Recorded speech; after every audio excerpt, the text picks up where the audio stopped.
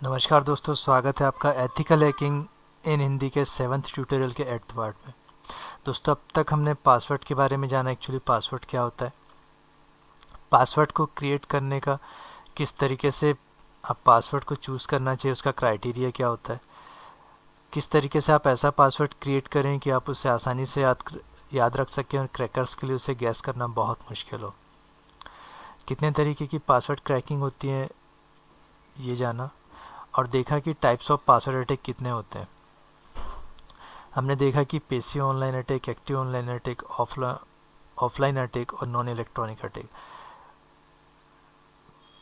आइए अब इन सारे पासवर्ड अटैक को हम डिस्कस करते हैं, इन्हें समझते हैं कि एक्चुअली ये क्या होते हैं, तभी हम इनके प्रैक्टिकल सेशन को समझ पाएंगे एक्चुअली किस तरीके से वर्क कर रहे हैं। उसे समझने के लिए हमें इनका थ्योरेटिकल पोर्शन समझना बहुत ज़्यादा ज़रूरी है।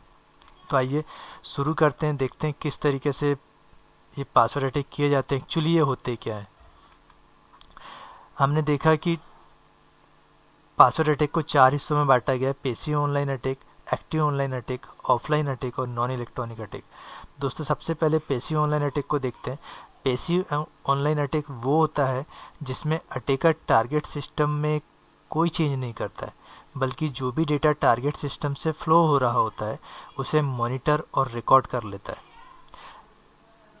इसे हमने देख लिया था कि इसे हमने 3 हिस्सों में बांटा हुआ था, उसे हम आगे डिस्कस करेंगे। उसके बाद आता है active online attack. Active online attack सबसे आसान मेथड होता है पासवर्ड क्रैक करने के लिए। इसमें अटैकर पासवर्ड गैस करते हैं, आपके डिटेल्स जो आपने सोशल नेटवर्किंग साइट्स पर या जॉब ओरिएंटेड साइट्स पर डाले हुए थे। जॉब ओरिएंटेड साइट्स में आप अपने बायोडाटा वगैरह फिल करते हैं, तो बायोडाटा के साथ अपनी पूरी डिटेल्स वगैरह डालते हैं, या फिर जो सोशल नेटवर्किंग साइट्स पर आप डिटेल डालते हैं, उन सारी डिटेल्स को मैच करने के बाद, उन सारी डिटेल्स को अपने पास एक सेव करने के बाद उन डिटेल्स को लेकर एक गेसिंग पासवर्ड क्रिएट किया जाता है, और फिर उन गेसिंग पासवर्ड्स को आपके मोबाइल नंबर या फिर आपका शहर का पिन कोड या आपका पेट नेम या आपके फादर का नाम, जो भी आप अपने सोशल नेट या बायोडाटा वगैरह में डालते हैं, उनको फिर आपका पासवर्ड बना के आपके अकाउंट में ट्राई किया जाता है। तो ये होता है active online attack. Offline attack में अटैकर सिस्टम पर अटैक नहीं करता है। अटैकर के पास पहले से ही हैश या इंक्रिप्टेड फाइल्स होती है आपके पासवर्ड्स की, और उन इंक्रिप्टेड फाइल को डिक्रिप्ट करके मींस ह्यूमन रीडेबल फॉर्म में उन पासवर्ड्स को कन्वर्ट किया जाता है। फिर आते हैं non electronic attack. Non electronic attack को नॉन टेक्निकल अटैक भी कहा जाता है। इसमें अटैकर के पास किसी टेक्निकल नॉलेज की आवश्यकता नहीं होती है। सिंपल कुछ पासवर्ड सॉफ्टवेयर्स आते हैं जैसे की लॉगर्स वगैरह, उनको विक्टिम के कंप्यूटर में इंस्टॉल कर दिया जाता है, जो अटैकर को जो भी आप टाइप कर रहे हो, ईमेल आईडी या पासवर्ड वगैरह, वो सेंड करता रहता है। तो इसे हम नॉन इलेक्ट्रॉनिक अटैक कहते हैं। पैसिव ऑनलाइन अटैक को 3 हिस्सों में बांटा गया: wire sniffing, man in the middle attack और रिप्ले अटैक। तो वायर स्निफिंग में पैकेट स्निफिंग के जो टूल्स होते हैं जैसे वायर शार्क या Knables वगैरह, इनको रन किया जाता है पर्टिकुलर लैन पर। तो लैन से जितने कंप्यूटर कनेक्ट होते हैं उनसे जो भी डेटा फ्लो हो रहा होता है, मान लीजिए कोई यूज़र नेम और पासवर्ड टाइप कर रहा होगा, तो वायर शार्क या Knable उस डेटा को कैच कर लेगा और उसमें प्लेन टेक्स्ट में या इंक्रिप्टेड फॉर्म में वो पासवर्ड मिल जाएगा जो उस यूज़र ने टाइप किया था। Man in the middle attack, जब दो पार्टीज आपस में कम्युनिकेट कर रही हो, मान लीजिए कोई यूज़र सर्वर से कनेक्ट होने की कोशिश कर रहा है, यूज़र ने पासवर्ड वगैरह डाल रहा है, तो बीच में अपने आप को प्लेस करके अटैकर सारी इन्फॉर्मेशन को चुरा लेता है। और सेम प्रोसीजर फॉलो होता है रिप्ले अटैक में। तो फिर रिप्ले अटैक में और main in the middle attack में क्या डिफरेंस है, आइए इसे आगे देखते हैं। एक्चुअली आप देख सकते हैं man in the middle attack किस तरीके से फॉलो। ओरिजिनल कनेक्शन ये है कि एक यूज़र को सर्वर से डायरेक्टली कनेक्टेड होना चाहिए था, पर अटैकर बीच में ही कनेक्शन बना लेता है, और यूज़र को ऐसा लगता है कि वो सर्वर से कनेक्टेड है, सर्वर को ऐसा लगता है कि वो यूज़र से कनेक्टेड है, और बीच में से ही सारी इन्फॉर्मेशंस को अटैकर ले लेता है। पर रिप्ले अटैक में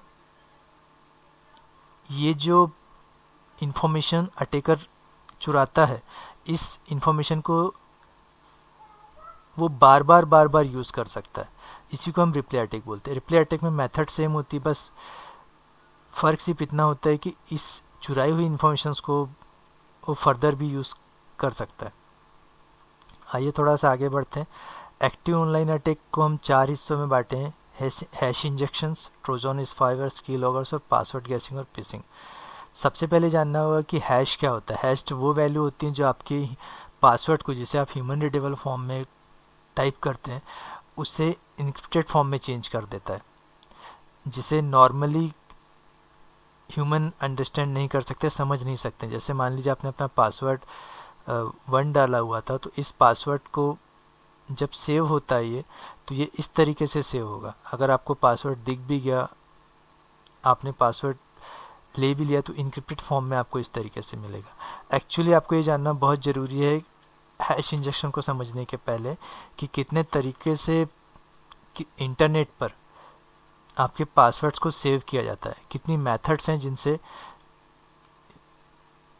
आपके पासवर्ड्स को सेव किया जाता है। आइए इसे थोड़ा सा आगे देखते हैं। Method for saving password in internet. जब आप किसी साइट पर अपना कोई अकाउंट बनाते हैं और उस अकाउंट में जो आपका पासवर्ड सेव होता है उस पर्टिकुलर वेबसाइट के सर्वर पर, किसी भी वेबसाइट पर, तो उसकी 5 मेथड्स हैं। उन मेथड में से किसी भी एक मेथड में आपका पासवर्ड सेव हुआ है। तो सबसे पहली मेथड है प्लेन टेक्स्ट मेथड, सेकेंड है पासवर्ड इंक्रिप्शन मेथड, फिर है हैश्ड फॉर्म, उसके बाद है hatched form with dash of salt, और फिर है स्लो हैशेस। तो प्लेन टेक्स्ट मीन्स आपने अपना पासवर्ड टाइप किया पासवर्ड 1 और सर्वर में उस पर्टिकुलर साइट ने अपने डेटाबेस में आपका पासवर्ड सेम वैसा ही टाइप किया ह्यूमन रीडेबल फॉर्म में। इसमें सबसे बड़ा घाटा ये है, सबसे बड़ी हानि ये है कि अगर कोई अटैकर उस वेबसाइट को हैक कर लेता है तो उसे सारे यूज़र्स के पासवर्ड अपने आप थाली में परोसे हुए मिल जाएंगे। उसे पूरे के पूरे पासवर्ड वैसे ही दिख जाएंगे अगर उन्हें इनक्रिप्टेड फॉर्म में सेव ना करके प्लेन टेक्स्ट फॉर्म में सेव किया हुआ है। उसके बाद आपको ये भी जानना जरूरी है कि सबसे साधारण सा तरीका, सबसे पुअर जो स्टोरिंग का तरीका होता है, जो बहुत कम साइट्स यूज़ करती हैं, वो प्लेन टेक्स्ट पासवर्ड होता है। क्योंकि अगर एक बार वेबसाइट क्रैक हो गई तो उस वेबसाइट में जितने भी यूज़र्स के पासवर्ड है वो ईमेल आईडी के साथ क्रैकर को वैसे ही मिल जाएंगे। सेकेंड होता है basic password encryption. Basic password encryption means इसमें पासवर्ड को इनक्रिप्टेड फॉर्म में सेव किया जाता है, जैसे हमने पहले देखा था। उसके बाद आता है हैश्ड फॉर्म। तो हैश्ड फॉर्म को देखते हैं। हैश्ड फॉर्म ये होता है, हैश्ड फॉर्म का एक तरीके का इंक्रिप्शन ही होता है, पर hashing is one way street. अगर आपके पास हैश्ड वैल्यू है तो पासवर्ड को डिक्रिप्ट करने के लिए, ह्यूमन रीडेबल फॉर्म में लाने के लिए आपके पास कोई एल्गोरिथम नहीं है। मीन्स आप हैश्ड वैल्यू को हैश्ड वैल्यू से ही मैच करना होगा। मतलब जैसे रेनबो टेबल वगैरह रन किए जाते हैं तो रेनबो टेबल को हैश्ड वैल्यू से ही मैच करना पड़ेगा, उससे हेलो से या किसी और फंक्शन से मैच नहीं कर सकते।